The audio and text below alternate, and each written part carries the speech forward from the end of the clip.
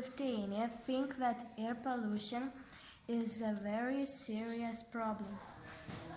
The team from Romania and the team from Ukraine don't think that air pollution is a serious problem. The team from Lithuania believes that deforestation is a bad problem. Two teams from Turkey and the team from Romania don't think that littering is a serious problem. Teams from Turkey and the team from Romania don't think that littering is a serious problem.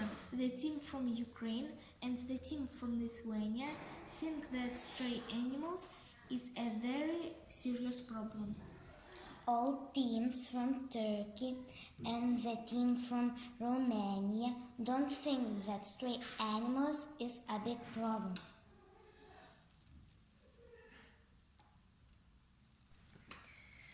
We can see that all teams think that water pollution is a serious problem.